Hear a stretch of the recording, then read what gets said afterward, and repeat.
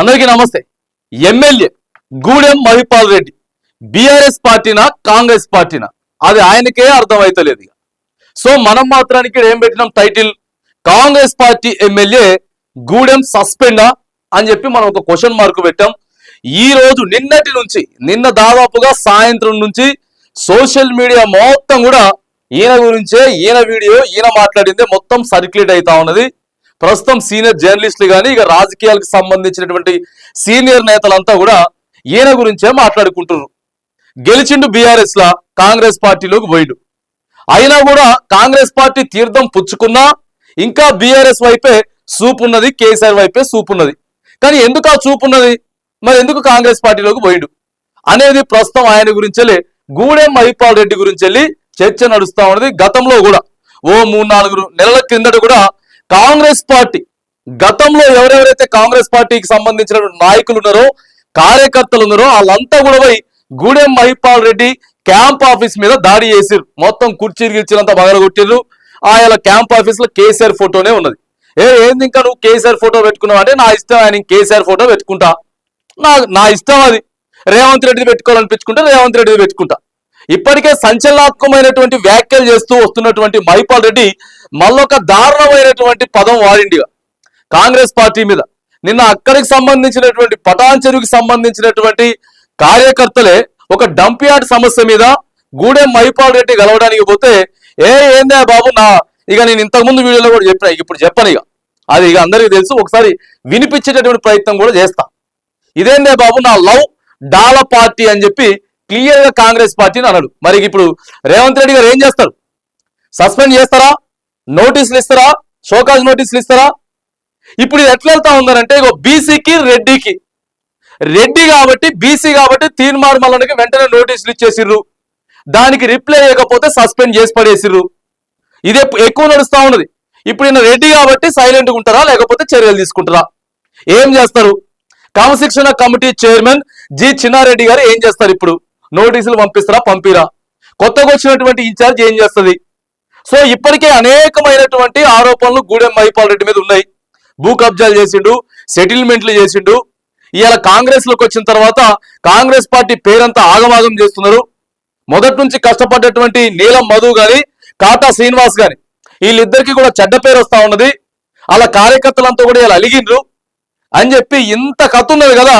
మరి డైరెక్ట్ చూపించిండు, ఇవాళ డైరెక్ట్ రేవంత్ రెడ్డి గారికి, కాంగ్రెస్ పార్టీకి ఆయన చూపించిండు. అంతే కదా, క్లియర్ గా కనపడుతున్నది.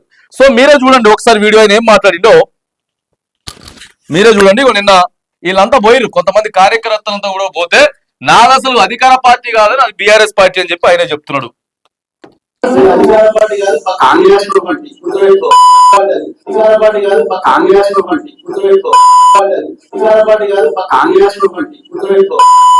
అధికార పార్టీ కాదు కాంగ్రెస్ పార్టీ, అధికార కాంగ్రెస్ పార్టీ కాదు, మనం బీఆర్ఎస్ పార్టీ అనేది క్లియర్ గా గుర్తు పెట్టుకొని చెప్తుండు. ఇక మొత్తం స్టార్లు పెట్టినాం మనం, లౌడాల పార్టీ అని చెప్పి అనేసి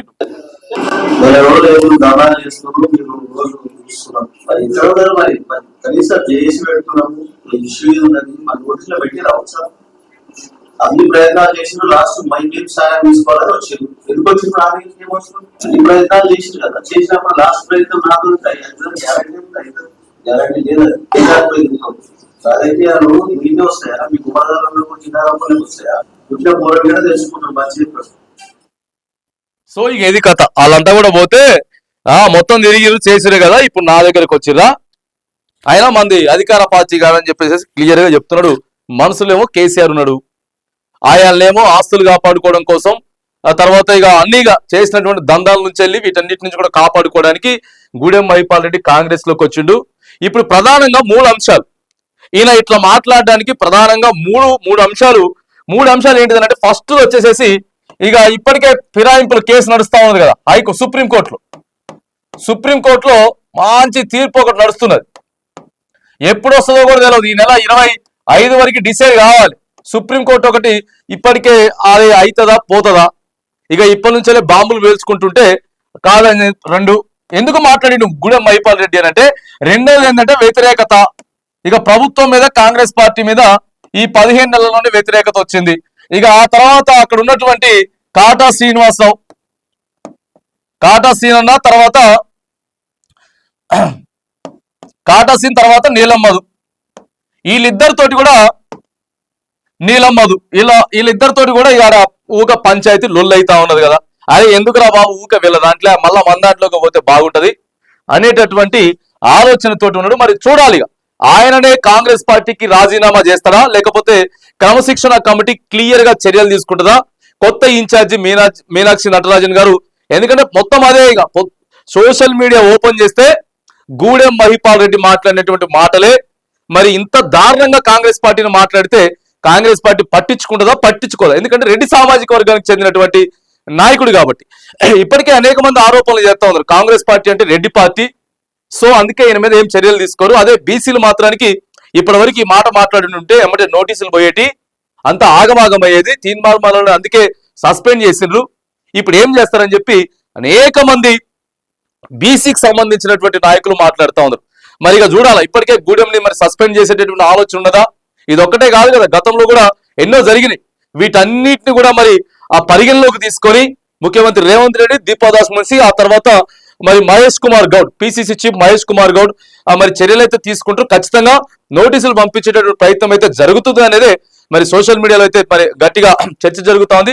మరి ఇక చూడాల గూడెం విషయంలో ఆ కాంగ్రెస్ పార్టీ ఎట్లా రెస్పాండ్ కాబోతా ఉన్నది అనేటటువంటి విషయం మాత్రానికి కొంత వేచి చూడాల్సి ఉంది.